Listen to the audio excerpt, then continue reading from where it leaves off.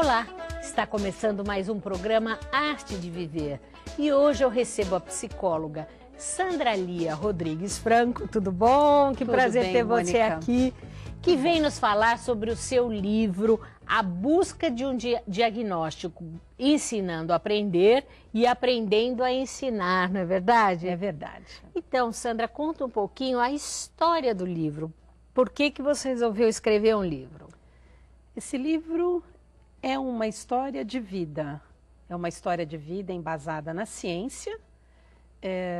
Enfim, é a história de um dos meus filhos, chamado Gustavo. No livro a gente apresenta como Pedro, né?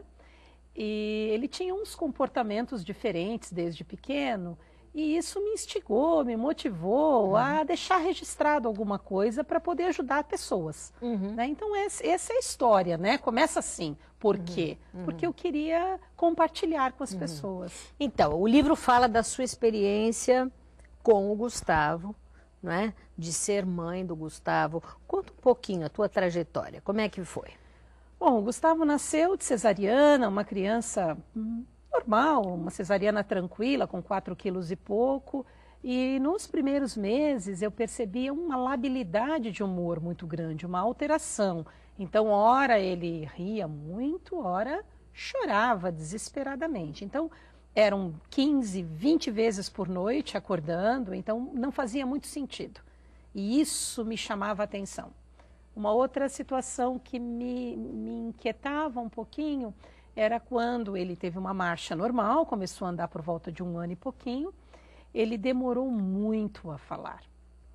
Ele balbuciava, mas falava palavras muito fora, às vezes, de contexto. Certo. Isso me chamava a atenção.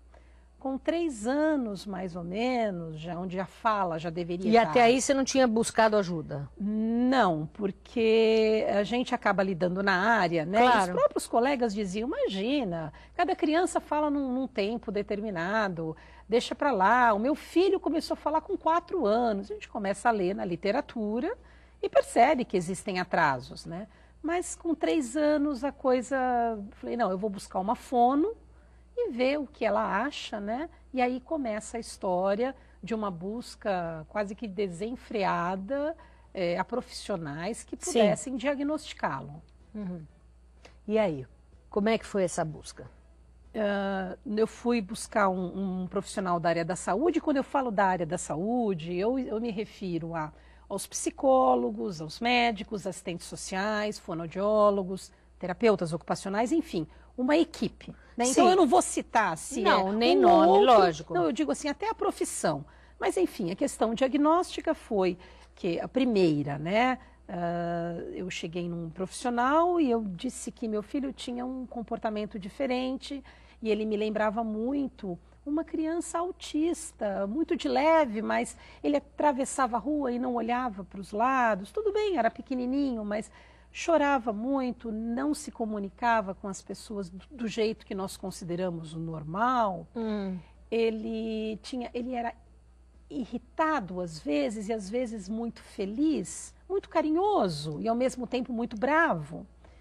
E esse profissional falou, não, a senhora não precisa dizer nada, seu filho é autista.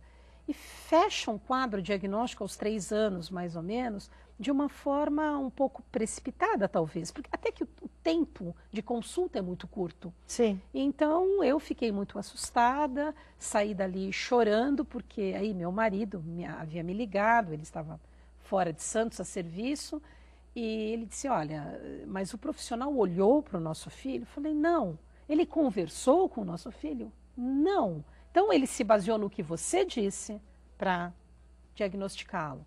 Falei, mas na hora eu não pensei em nada disso. Ele falou, não, calma, nós fomos procurar um outro profissional e nos disse o seguinte, não, ele não tem autismo, ele tem a síndrome de Asperger, né? Que para alguns profissionais o Asperger seria um autismo de um rendimento melhor, e para outros profissionais o Asperger tem características bastante diferentes, né? No sentido de começar a falar mais cedo, até ler, muitas vezes por si mesmo, né?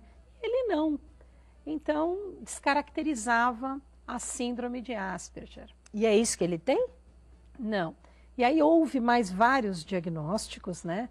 Ele teve depois um diagnóstico de desarmonia evolutiva e assim foi indo até hoje, em que ele se encontra nos transtornos globais do desenvolvimento, sem outra especificação. Mas que você vai contar para gente Com no nosso certeza. próximo bloco.